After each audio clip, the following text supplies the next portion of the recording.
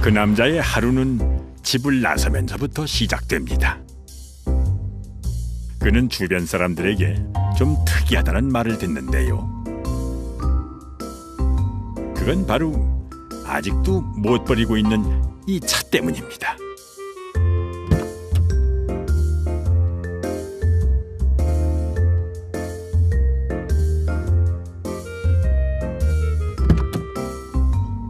한눈에 봐도 연륜이 묻어나는 이 차가 도로를 누빈 지 올해가 벌써 45년째라니. 그 참 믿기 힘든 얘기입니다.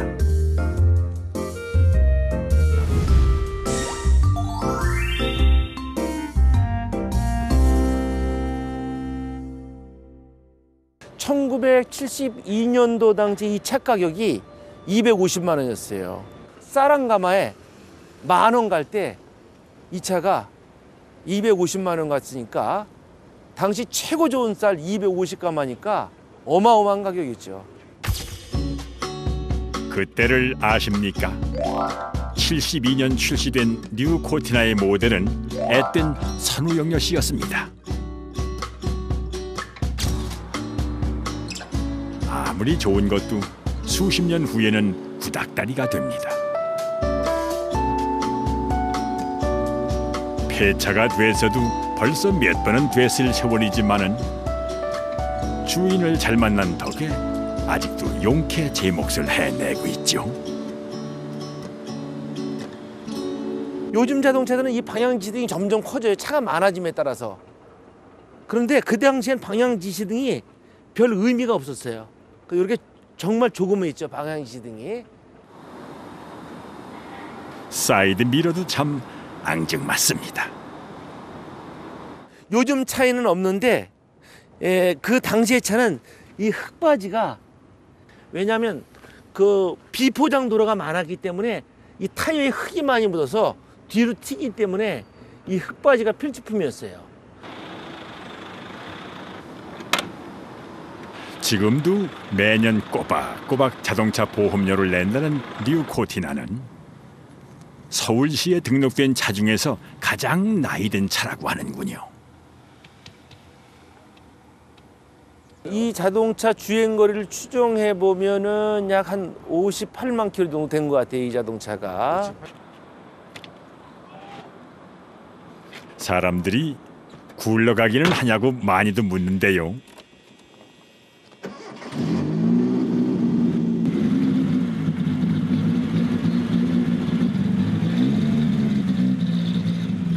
(40년이) 넘었어도 보란듯이 아주 잘 나갑니다.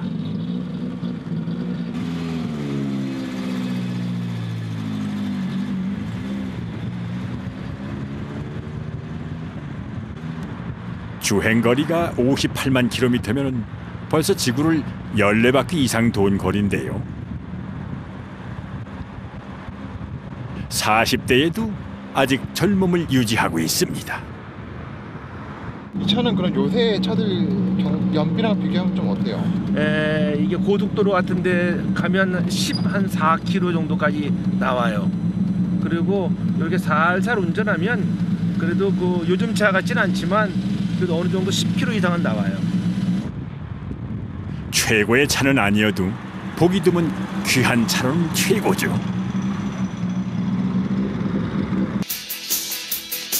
그 덕에 7, 80년대를 배경으로 한 영화 친구에도 등장했습니다.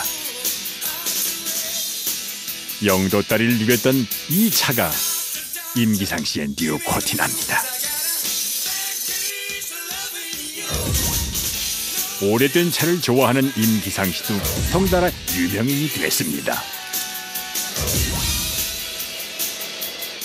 우리가 뭐 새 차를 사면 뭐 좋은 것도 있죠. 새로운 모델, 첨단 기능 등도 있지만 그거는 어떻게 보면 내 친구가 된 게 아니에요. 나와 친한 친구가 되게끔 굉장히 편한 자동차로 만든다라고 생각하기 때문에 뭐 도리어 새 차 타는 것보다 더 편합니다. 정 주고 마음 주면 자동차와도 친구 사이가 된답니다.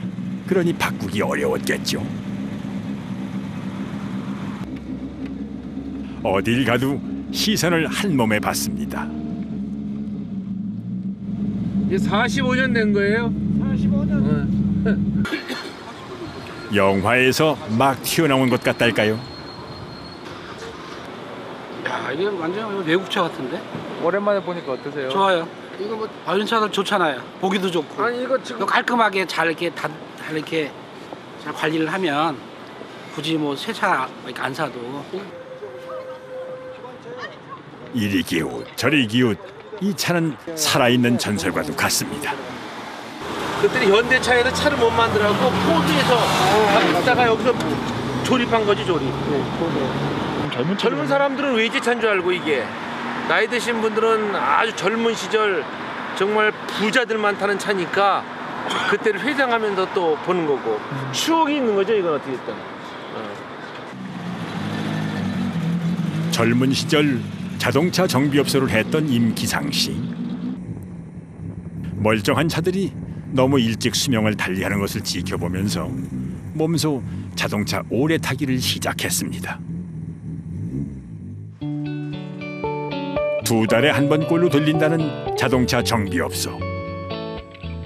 수십 년이 지나도 관리만 잘하면 이렇게 계속 차를 탈 수가 있다는군요.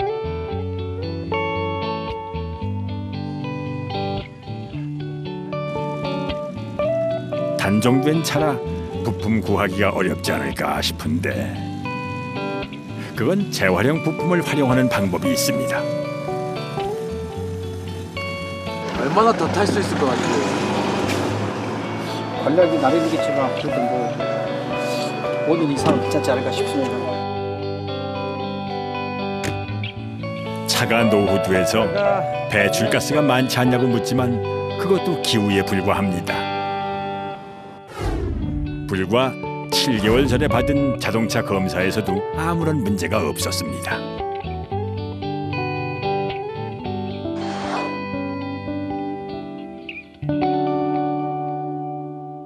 예방전을 잘 맞아야죠. 고장 나기 전에 와서 사전 점검하고 하지 않으면 고장이 나니까 아무래도 그래서 이렇게 정비업체 자주 들려서 이상이 없을 때 이상이 있을 건가 미리 부품도 좀 바꿔주고 좀 점검하고 교환하고. 세상에는 오늘도 새로운 기능과 디자인으로 중무장한 새 차들이 수없이 쏟아져 나옵니다. 또 타면 탈수록 자동차가 좋아질 수도 있는 거거든요. 잘만 관리하면. 타는 즐거움이 아니라 관리하는 즐거움도 자동차의 또 다른 즐거움이고. 언젠가 도로에서 이 차와 한번 마주쳐 봤으면 좋겠습니다. 임기상 씨와는 달리 보통의 경우 3년에서 7년 정도면 슬슬 자동차를 교체하는데요.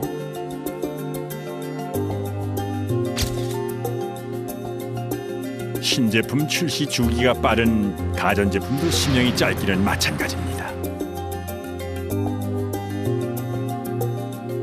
에어컨, 냉장고 할 것 없이 6, 7년 정도가 되면 어느덧 구닥다리 취급을 받기 시작하죠.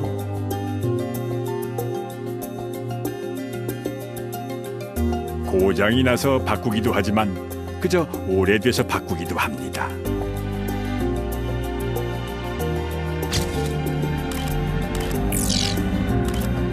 이렇게 버려지는 가전제품이 한 해 약 2만 톤에 달한다니 전자쓰레기도 무섭게 쌓여갑니다. 버리지 못하는 아주 오래된 물건, 이 집에도 있습니다. 지나온 세월이 임기상 씨의 자동차 못지않다는데요. 이 놀라운 모습의 주인공은 44년 된 전기 밥솥입니다. 당시엔 단돈 15,000원도 비쌌던 추억의 물건이죠.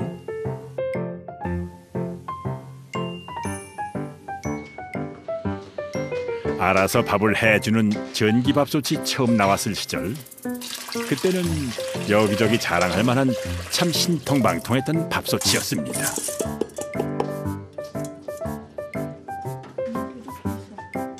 산지는 까마득해도 아직도 밥이 지어진다니 그 참 놀라운 이야기입니다. 물론 변압기가 있어야만 밥이 된다는 건 조금 다르지요. 수십 년을 함께 하다 보면 더 버리기가 힘들어집니다. 고장 난 적은 한 번도 없으세요 이거? 예, 고장 안 났어요. 이제 쓸 때 이제 요런 기구를 쓰고는 또 깨끗하게 청소해서 이제 말린 상태에서 또 보관하고 이제 그래서 그러는지 고장은 한 번도 안 났어요. 그냥 그저 골동품처럼 보였는데 40분이 지나자 고소한 밥 냄새가 뚜껑 사이를 비집고 이리저리 새어나오는군요. 이렇게 44년째라니 사람으로 치면 천수를 누린 셈입니다. 신혼부부 때부터 늘 함께했던 밥솥이니 맛보다는 추억 맛입니다. 어머니 밥이 잘 됐나요? 예, 밥이 뭐 압력 밥솥보다는 못해도 그냥 제대로 돼 있네요, 밥이. 하지만 그저 오래됐다고 해서 고물 취급을 하면 조금 섭섭합니다. 구형 밥솥이라 가능한 일도 있다는군요. 어머니 지금 밥솥으로 뭐 만드시는 거예요? 요구르트. 요구르트가 이걸로 밥솥으로 돼요? 이제 온도 밥솥 온도가 따로 있고요. 또 요구르트 온도는 온도 조절로 가능하지. 담요는 보온을 유지하는 오래 쓰기의 노하우입니다. 이 밥솥으로 말할 것 같으면 남편이 베트남 전쟁에 파병됐을 당시 어렵게 구입한 물건인데요. 그때 함께 샀던 물건도 다 40년 넘게 동거동락 중입니다. 아무래도 이제 사지에 가서 그런 것도 사가지고 왔던 물건이라서 뭐 조금 안 좋다고 그래서 버리기가 또 싫고, 성능이 또 그 전기 제품은 오래된다고 뭐 성능이 나빠지는 건 아닌 것 같더라고요. 그래서 그렇게 쓰고 있어요. 무슨 대단한 절약을 위해서가 아니었습니다. 그저 쓰는데 지장이 없으니 내치지 않고 내내 써왔다는군요. 외관은 좀 바랬어도 건강에 좋은 과일 주스 만드는 데에는 아직도 손색이 없어 보입니다. 토스트기도 멀쩡합니다. 지금 나오는 토스트기와 비교를 해도 겉모습이 크게 다를 바가 없는 이 토스트기도 44년째 사용 중이죠. 빵만 잘 구워집니다. 요즘은 이 손때 묻은 밥솥에 밥 대신 주로 요구르트나 청국장을 만들어 먹습니다. 수제 요구르트에 새콤달콤 과일을 곁들이면 그야말로 금상첨화. 밥솥은 낡았어도 요구르트는 이보다 더 신선할 수 없습니다. 맛있게 잘 구워졌네. 소중한 것과 오래도록 함께하는 일상은 추억을 먹는 일이기도 하죠. 때론 쓸쓸했고 때론 달콤했던 그때 그 시절. 그래서 지금도 있는 거겠지요. 우리 부부간에 가끔 그런 얘기를 하지. 우리같이 이렇게 너무 물건을 안 사면은 자꾸 오래된 물건 오래 너무 쓰면은 경제에는 도움이 안 된다 웃어가면서 그런 농담도 하고 그러는데, 어떻든 뭐 사용할 수 있는 거, 또 그것이 성능이 나빠가지고 그 결과가 좋지 않은 것 아닌 이상 우리는 써야 된다, 그런 생각을 가지고 그렇게 살아왔어요. 오래된 물건에는 새것이 흉내 낼 수 없는 울림이 있습니다.